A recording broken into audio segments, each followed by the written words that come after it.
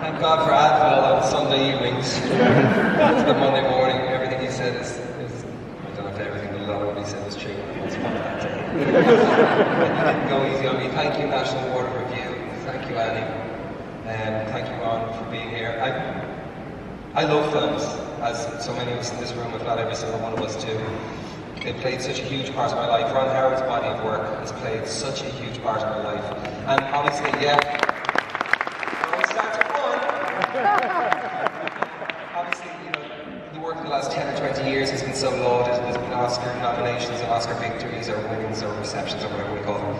But going back to Splash, going back to Cocoon, which is still not fucking streaming, man. You gotta get on that. I worked with the dude who nearly killed me and I had to order it on Amazon over Christmas. I still know the kids loved it and I loved it just as much as I did. And Parenthood, which is one of my favourite films of all time, which I saw first more as a child in my early teenage years and was just as horrifying as a parent.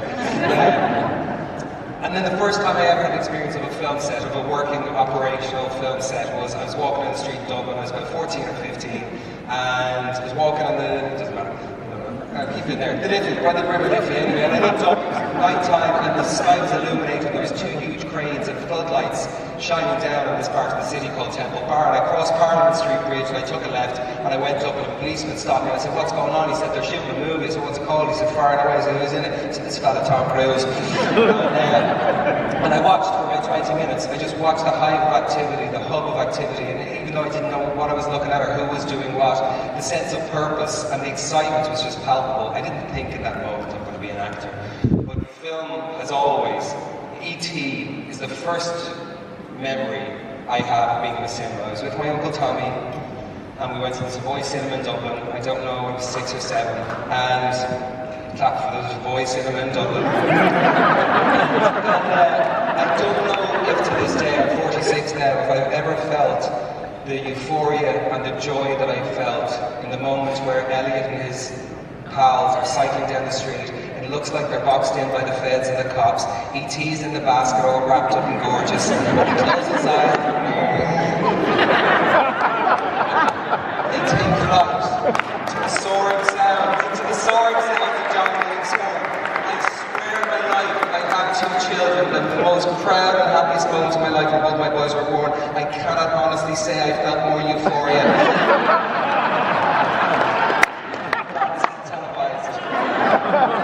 Same film, E.T. passes away, I am gut-wrenched. I am sobbing. For about 10 years after that, I would see a flower, particularly geraniums, and I would watch it wilt. Move 10 years later, I'm about 16, a friend shows me Paris, Texas. It rocks my world. What Sam Shepard, Wim Wenders, Dean Stockwell, Harry Dean Stanton, Natasha Kinski, the whole cast does in that film.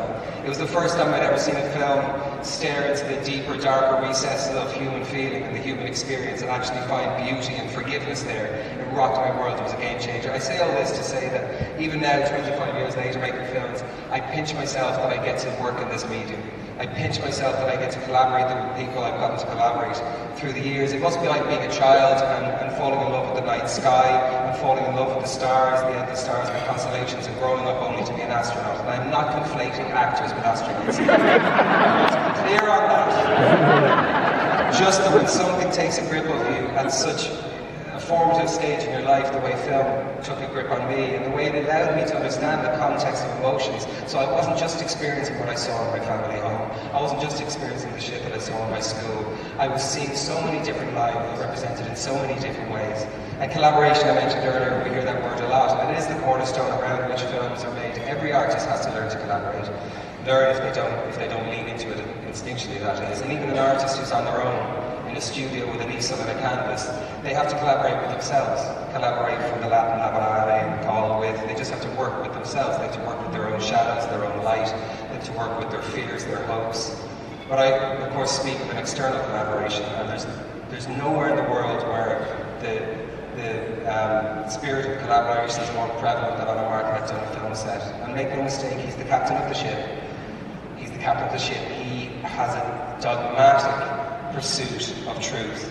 He's so detail-oriented, and he sails us all, cast and crew, into some very deep waters that sometimes are really sad when he gets us through to the other side. And on the other side is the spirit of inclusion and the spirit of joy. He's worked with the same crew members and the same actors over and over again, and I think it's just because he likes what he likes and he knows they're going to be long days and he wants to have a good time. But I think he also understands that trust is the bedrock upon which the cornerstone of collaboration is built.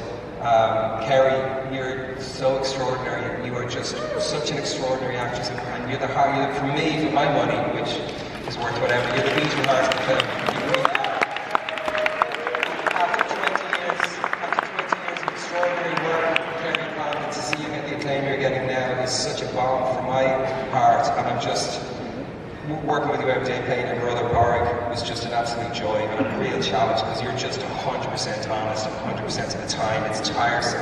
And then of course there's the rest of the cast. There's Brian Keoghan, there's my friend Brendan, who is just the greatest that I spoke of earlier, and Pat Shore, John Barry, Sheila Fligoff, who played our Banshee, who I think turned 90 yesterday or the day before, and then 3 more actors before I need to be, sorry for going on. 3 actors who came to work every day and just raised the bar for us all and just elevated the whole film. Those 3 actors are Jenny the donkey, of course, Morse the dog, and Minnie the horse. And I mean, Jenny the donkey, you'd never know what the fuck she was going to get up to. So she kept us all really honest. You know, you'd see the first AD and he'd hit his walkie-talkie and go, "Bring in Jenny." And you'd hear, and then around the corner would come the perfect, little, sweet, nervous as hell Jenny. She was amazing, and she is actually the literal definition now of a free-ass motherfucker.